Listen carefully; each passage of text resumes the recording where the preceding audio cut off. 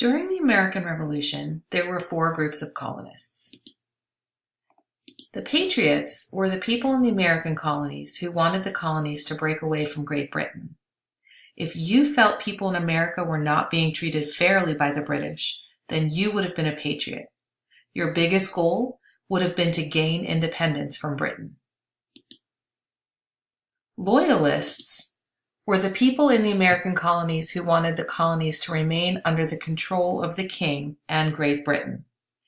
If you thought British Parliament had a right to tax you and you opposed the revolution, you would have been considered a loyalist because of your loyalty to the King.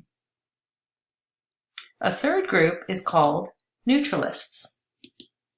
Neutralists were American colonists who did not support either side in the fight for independence from Great Britain. If you couldn't decide which side to choose, either to be independent or to remain loyal to the King, you would have been a neutralist. This meant that you remained neutral by not supporting either side and by not participating in any battles. The last group is the Sons of Liberty. This was a group of patriots who encouraged colonists to disobey laws like the Stamp Act.